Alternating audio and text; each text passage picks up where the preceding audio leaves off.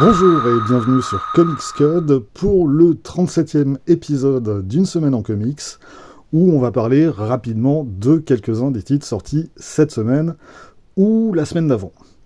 Et comme on a un paquet de choses à voir, on va tout de suite commencer par un titre qui n'est pas sorti cette semaine mais la semaine précédente. Il est sorti le 11 octobre, c'est The Lion and the Eagle de Garth Ennis et PJ Holden, paru aux éditions Paquet. Alors, bon, Garth Ennis, plus besoin de présenter, The Boys, Preachers, tout ça. PJ Holden, on le retrouvait déjà au dessin sur le précédent titre de Garth Ennis, qui était paru chez Paquet, String Bags. J'ai consacré une vidéo à cet album, et je vous invite à aller y jeter un œil. String Bags était consacré aux aviateurs de la Royal Navy. Ici, on reste dans la Seconde Guerre mondiale, mais on part en Birmanie, en 1944, à l'époque où l'armée britannique tente d'empêcher une invasion japonaise. Alors, c'est pas un des fronts les plus connus de la Deuxième Guerre mondiale, mais c'est certainement un des plus brutaux, avec une armée britannique en sous-effectif face à une armée japonaise que, apparemment, rien semble pouvoir arrêter. Alors, comme d'habitude, avec les récits de guerre de Garth Ennis, il enseigne des types, somme toute, assez ordinaires, mais qui se retrouvent dans la merde jusqu'au cou, qui sont obligés d'obéir à des ordres plus ou moins stupides venant du haut commandement, et qui sont obligés de faire des choses extrêmes pour survivre. Et comme toujours, Garth Ennis s'est énormément documenté pour rester au plus près de la vérité historique. Ça donne un récit très violent. On a des séquences qui sont carrément gore, mais qui sont vraiment là pour rendre compte de l'horreur des combats, l'horreur aussi de certains crimes de guerre commis par les Japonais à l'époque. Donc là-dessus, je préfère quand même prévenir, âme sensible, s'abstenir. C'est aussi une histoire qui s'inscrit dans le cadre de l'histoire coloniale britannique. La Birmanie, à l'époque, est une colonie britannique qui deviendra indépendante 4 ans plus tard, en 1948, et The Lion and the Eagle parle aussi de ça. Pour ceux qui suivent la chaîne depuis un moment, là ils vont m'entendre encore une fois rabâcher la même chose, mais vraiment je trouve que Garth Ennis est jamais aussi bon que sur ses récits de guerre. Parce qu'il sait aller à l'essentiel de ce qui constitue la guerre, c'est-à-dire l'humain, et ce que la guerre a comme effet sur l'humain. Et effectivement, aucun des protagonistes de cette histoire en sortira indemne, pour ceux qui s'en sortiront. Et de son côté, PJ Holden, il fait le boulot. C'est efficace, c'est dynamique, et c'est vraiment du bon boulot. Un mot pour finir sur cette édition française, on a droit à un beau volume, nettement plus large qu'un comic book classique, et on a à la fin du volume une postface de Garth Ennis sur ses sources d'inspiration. Le tout fait 192 pages et est vendu 20,90 €. Comme ça, vous savez tout. On passe aux sorties de la semaine et on va reparler de Sin City. Mais cette fois, sans s'énerver, c'est promis.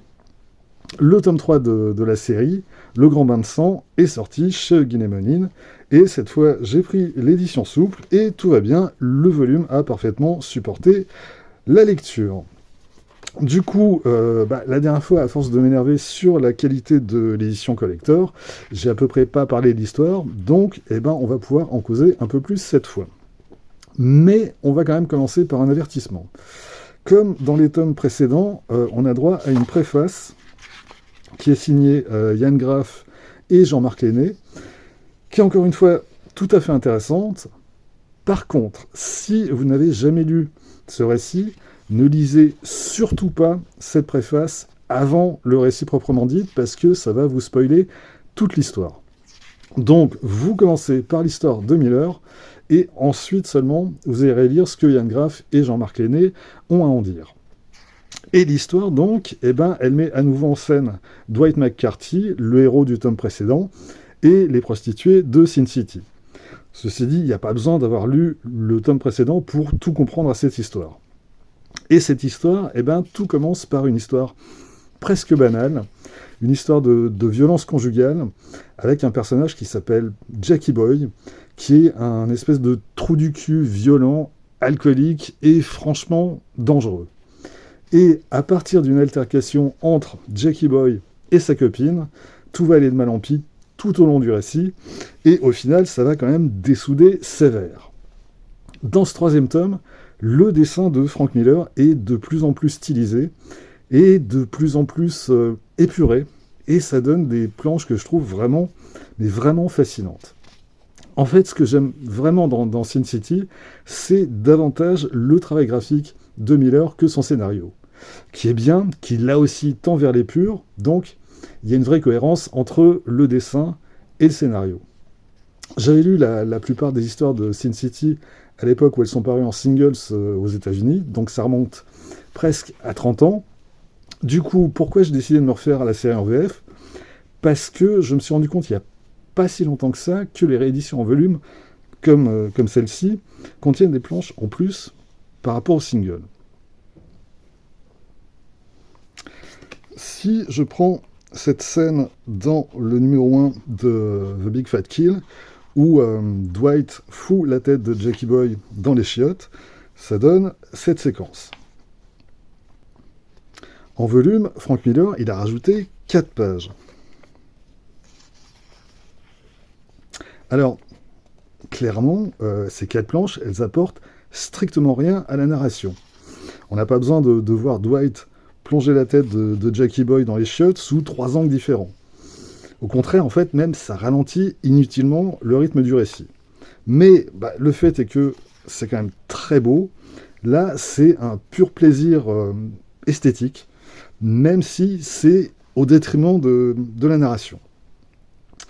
Mais voilà, on est d'accord, c'est un choix tout à fait discutable de la part de Miller d'avoir rajouté ces planches. Bref, ce tome 3 fait donc 160 pages et il est vendu 18 €. Il existe une édition collector, mais je n'ai même pas envie d'en parler. Et en même temps que ce tome 3 de Sin City, Huggin et Menin ressort un autre classique de Miller, 300. Alors, c'est pas cette édition, ça c'est l'ancienne édition chez Rackham, en grand format à l'italienne. Là, l'édition Huggin et Menin, c'est du souple, et c'est surtout au format comics classique, donc comme le Sin City qu'on vient de voir. Ce qui fait donc que chaque planche s'étend sur une double page, ce qui n'est pas le format idéal pour ce bouquin. Alors, une édition collector au format à l'italienne comme celui-ci était annoncée, sauf que, pour l'instant, elle n'est pas sortie. Et si je regarde sur les sites de vente en ligne, elle ne sortira pas avant le 19 janvier 2024. Je ne sais pas ce qui s'est passé, mais il me semble que c'était pas du tout le plan à l'origine de sortir cette édition 3 mois plus tard. Du coup, est-ce qu'il vaut mieux attendre 3 mois pour celles et ceux qui voudraient se procurer 300 au meilleur format? Je sais pas. Après mon expérience avec les collectors Sin City, je vais quand même avoir un peu de mal à conseiller a priori cette version collector. Mais bon, comme ça, au moins, vous savez, et c'est peut-être plus prudent d'attendre 3 mois pour pouvoir choisir quelle édition vous convient le mieux. Mais encore une fois, je ne comprends pas pourquoi un tel délai entre les deux éditions. A noter enfin que l'édition souple est vendue 19,95 € et que l'édition collector est annoncée à 30 €. On passe chez Urban Comics avec le tome 2 de Batman Nocturne par Ram V et Ivan Reis. Bon, concrètement, sur les 5 épisodes au sommaire, Ivan Reis, il en dessine 2,5. Pour le 3e, il reçoit le renfort de Raphaël Albuquerque. Le 4e est signé Dexter Soy, Stefano Raffaele et Miguel Mendonça. Et le dernier par le seul Stefano Raffaele. Et pour les backups, on a un récit en 3 parties consacré à Double Face, écrit par Simon Spurrier et dessiné par Hayden Sherman. Et on a un autre plus court, toujours par Spurrier, et dessiné par Danny. J'hésitais à continuer après le premier tome. Finalement, j'ai pris ce 2e tome et je l'ai lu. Je regrette pas, mais je suis toujours pas totalement convaincu. C'est intéressant, notamment quand on découvre l'ampleur de la menace qui pèse sur Gotham et les moyens mis en œuvre. On a aussi une utilisation intéressante de personnages classiques de l'univers Batman, en plus de tous les nouveaux personnages introduits par Ram V. Mais d'un certain point de vue, arrivé au bout de ce deuxième tome, on n'est pas beaucoup plus avancé. D'ailleurs, ce deuxième tome est sous-titré « Premier acte, tome 2 ». Donc, oui, Ramvi semble parti pour un récit de très longue haleine, et pour l'instant, on a quand même l'impression qu'il en est encore à placer ses pièces sur l'échiquier et que la partie n'a pas commencé. Ça demande donc à la fois de la patience et de la confiance pour se lancer dans cette lecture. Et si au final le résultat n'est pas à la hauteur, je crois que je vais être très fâché avec Ramvi. En bonus, dans ce volume Urban, on a une galerie de 14 couvertures signées par divers artistes. Le tout fait 176 pages et est vendu 19 €.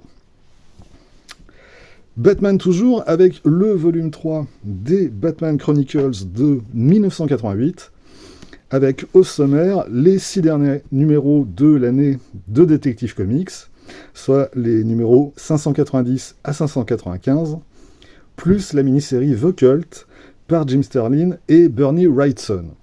Enfin, mini-série, on ne doit pas être loin des 200 pages quand même. Les épisodes de Detective Comics sont réalisés, comme dans le volume précédent, par le trio John Wagner, Alan Grant et Norm Breyfogle. Sauf le dernier épisode qui, lui, est dessiné par Irv Novick. C'est à nouveau des histoires en 1 ou 2 épisodes qui font pas usage des adversaires classiques de Batman, mais qui tentent une approche plus réaliste du personnage, ou en tout cas du cadre dans lequel il évolue. Alors bon, le réalisme dans les histoires de super-héros de la fin des années 80, ça reste quand même très relatif, mais on sent au moins l'intention. Dans le premier épisode, par exemple, Batman doit affronter une cellule de terroristes islamistes, et Grant et Wagner essaient d'aller un peu au-delà du portrait caricatural qui en est fait, en insistant sur leur motivation. Bon, en même temps, ça n'explique pas pourquoi des terroristes islamistes s'attaquent à des vétérans du Vietnam, comme c'est le cas au début du récit. Mais enfin bon. Même chose avec l'épisode suivant, qui s'intéresse, lui, à la spoliation des aborigènes en Australie. Alors, c'est pas inintéressant, l'intention est louable. Après, on reste quand même toujours dans un strict cadre de pif-paf dans la tronche, et ça va pas beaucoup plus loin. On a ensuite une histoire en 2 parties qui met en scène un tueur en série. Alors, 1988, on est un petit peu au début de la période où on va bouffer du tueur en série à longueur de films, de romans ou de comics. Et dans le cadre d'un récit de super-héros, c'était encore assez nouveau à l'époque. Après, 35 ans plus tard, ça n'a pas forcément bien vieilli. En tout cas, tout ce que ça pouvait éventuellement avoir de novateur et de entre guillemets réaliste dans le cadre d'une histoire de Batman, ça fonctionne plus vraiment. Mais ça reste plutôt bien foutu. Et pareil avec l'épisode suivant et son trader défoncé. Là encore, on est en plein dans l'époque. Le trader qui prend des drogues pour tenir le rythme dans son boulot et qui finit par péter les plombs. Là encore, on est vraiment dans les stéréotypes de l'époque, mais si on fait l'effort de se remettre dans le contexte, ça fonctionne pas trop mal.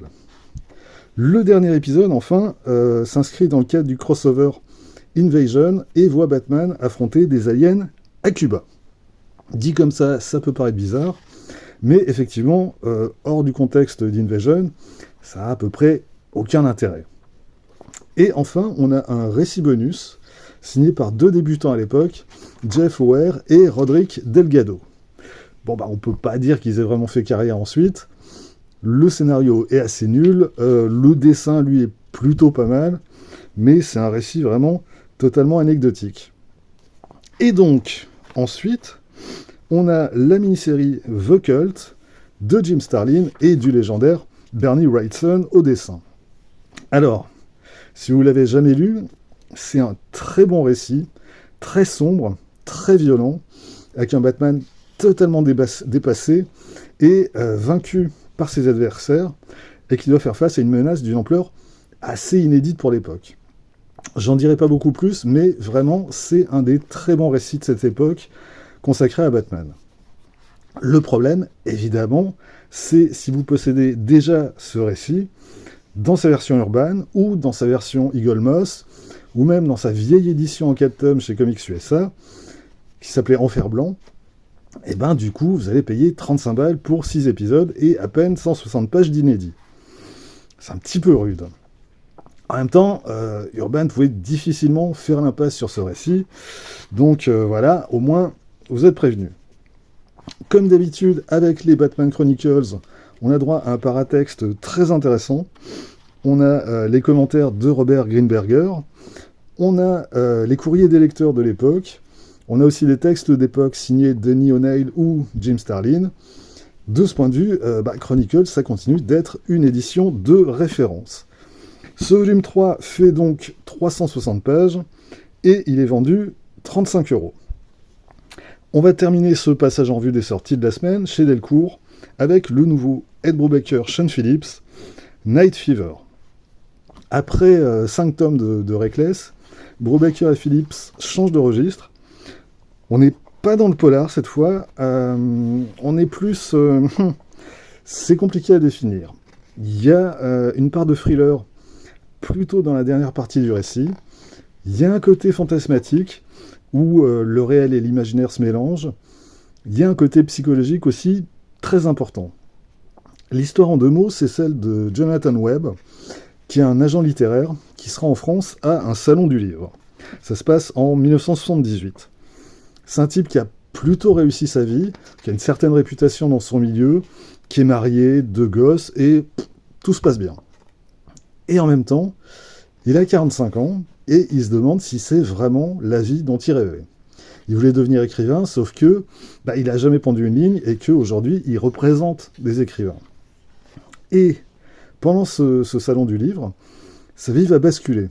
À la suite d'une série de nuits où il ne parvient pas à dormir, ça a commencé à peser sur sa perception des choses, et surtout, il va tomber un soir dans un endroit où les gens comme lui n'ont pas leur place.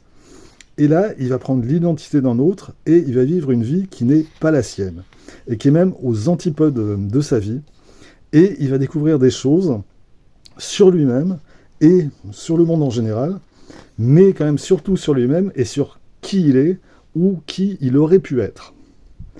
Night Fever, c'est vraiment une sorte de longue errance nocturne, où tout à coup, le personnage bascule dans un autre monde, à la fois beaucoup plus excitant, mais aussi beaucoup plus dangereux.